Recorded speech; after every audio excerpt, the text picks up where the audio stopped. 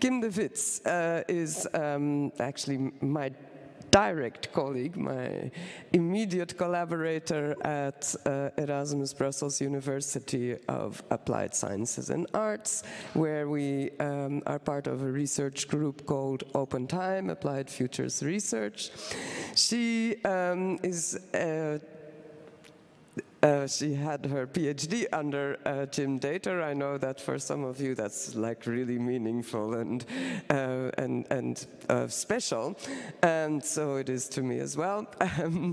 You have been working on a case study that you prepared this presentation about, and I'm very keen to see you in action and to hear what you prepared for us. I will be counting 20 minutes, and over to you, Kim. Thank you. So indeed, good morning, I'm Kim, and as Maya mentioned, I work at the Open Time Applied Futures Research Knowledge Center. Perhaps a bit more specific, I'm the structural researcher for the Bachelor in Idea and Innovation Management, which is a rather new bachelor program. And in the past 2.5 years, we've been involved in a very small scale, although interesting case study.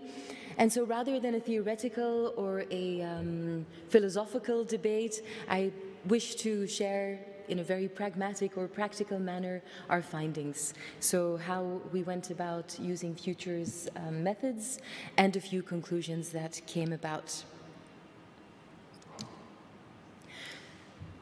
So our entire case study revolved around social innovation. More particularly, we worked with a social innovation NGO.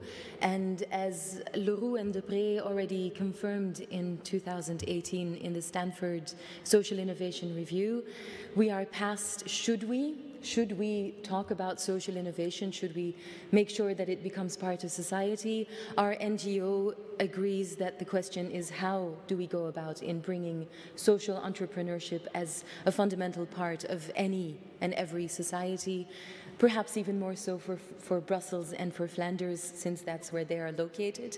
So the overall intent was to look for attention points on lessons and nuances from 2040, that's where we set our timeline, on implementing and strengthening contemporary innovation.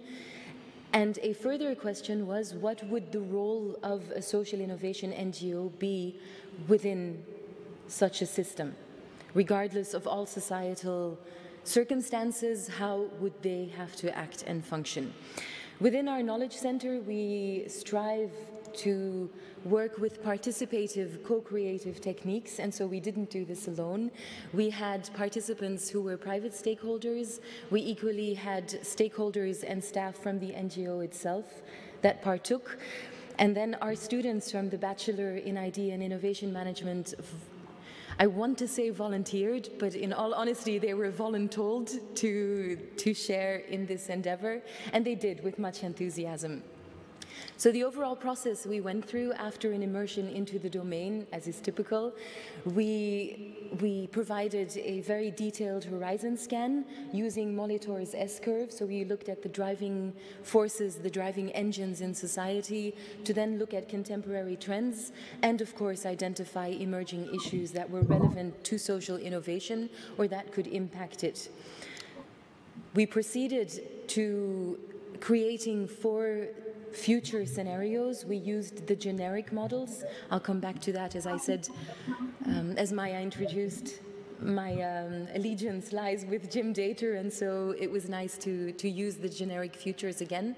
Those 4 generic futures were then deployed through a serious online game, Shuffle the Future, which was designed, created by Open Time. We enhanced it a little for this exercise, and then we will conclude with a few attention points that were brought up in the played sessions.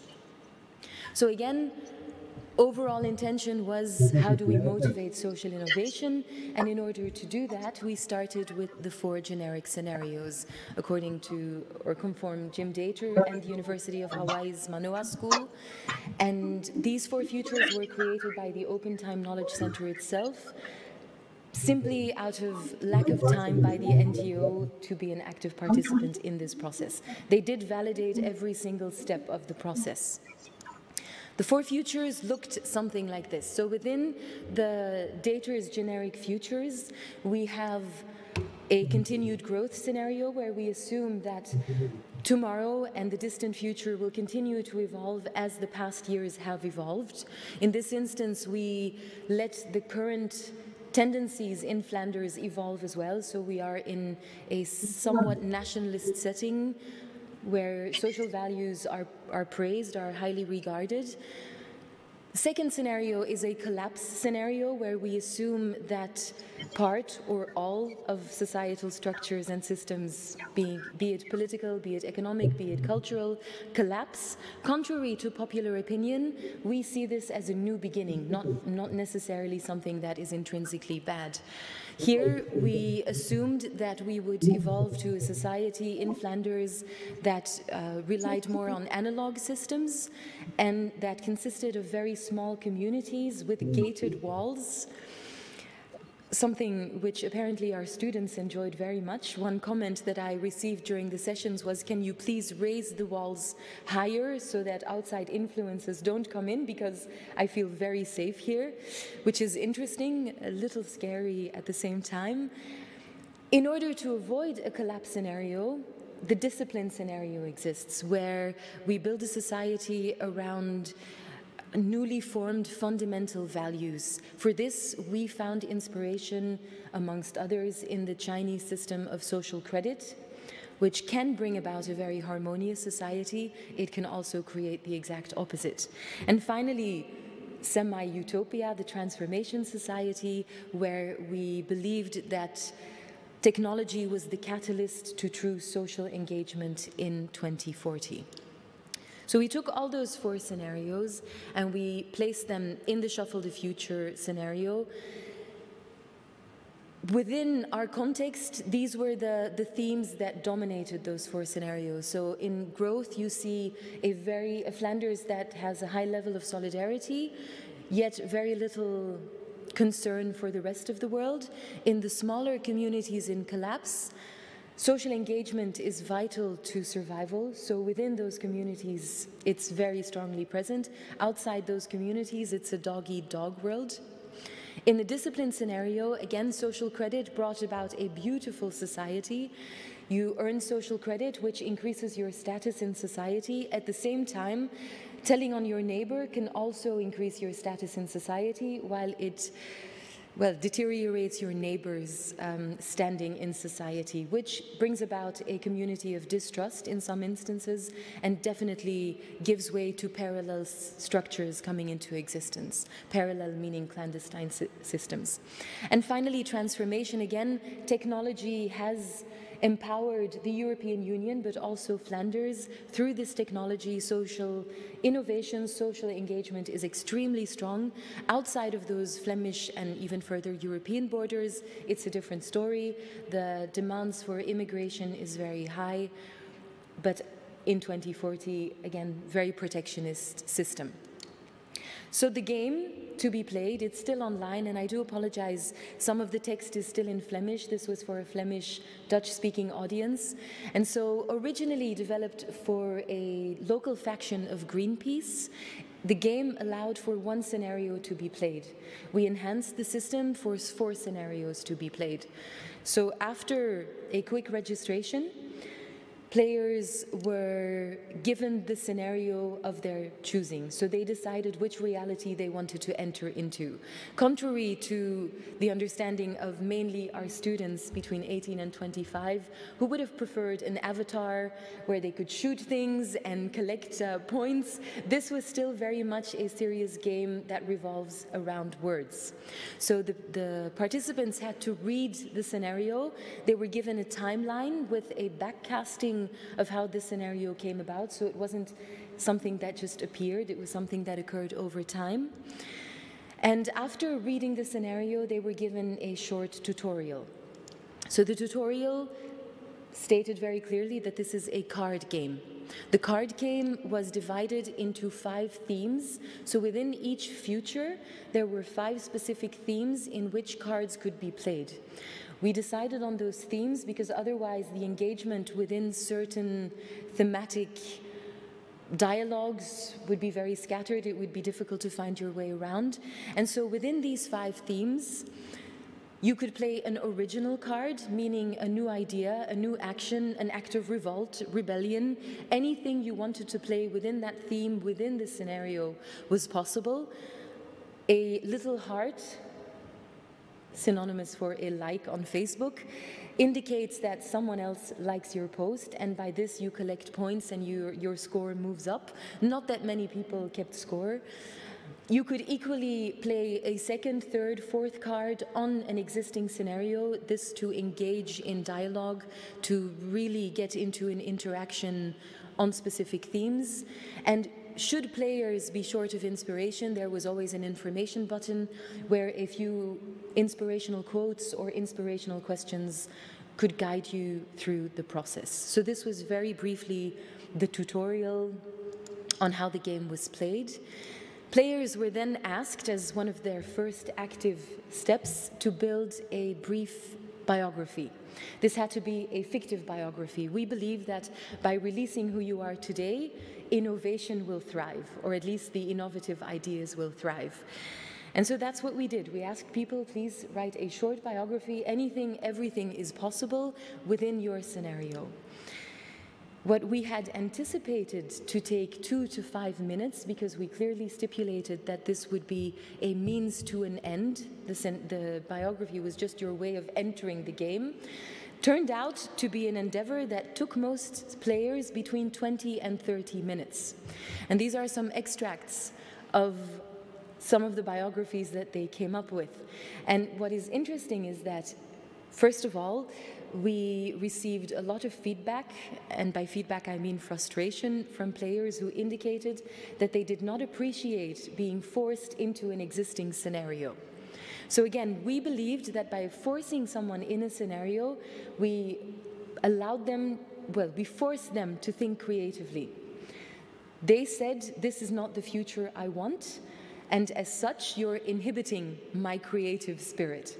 So perhaps they displayed that even extra by building their biographies, and so they did take their time, somewhat limiting the actual game.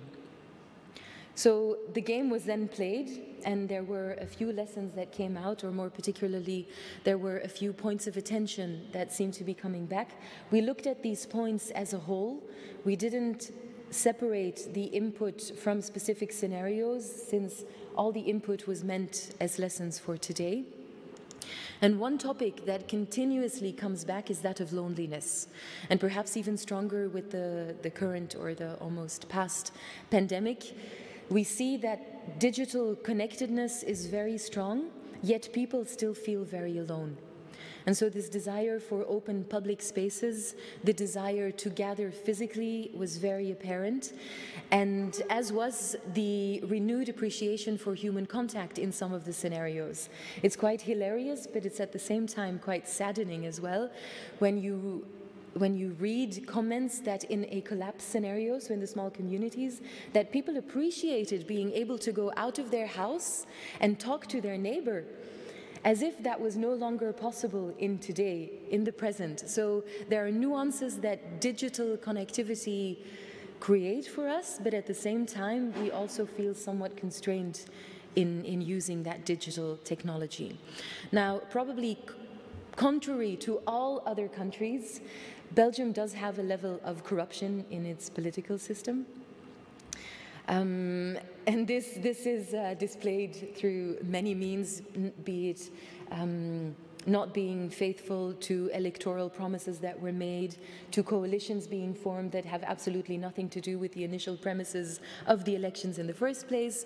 Call it what you may, a certain sense of apathy does exist in society when it comes to political and social engagement. And so it's very clear from the input that we received that there is a hunger for democratic dialogue, which then translates into transparency, which is obtained through citizen participation, through civic initiatives. And the same can be said for this dialogue that it is needed in order to avoid parallel systems. At present, the use, or as many call it, the abuse of the welfare state does create parallel systems. Why are there clandestine tax drivers? Why are there clandestine restaurants operating? It's because there is something within the system that doesn't work. So there is a very clear desire for that to proceed in a more harmonious setting. So again, striving for that solidarity, for that togetherness in society, which is needed for social engagement, the desire for citizen participation that creates insights of and for that society, which should then be embedded within political structures, is very strongly displayed in the responses we received.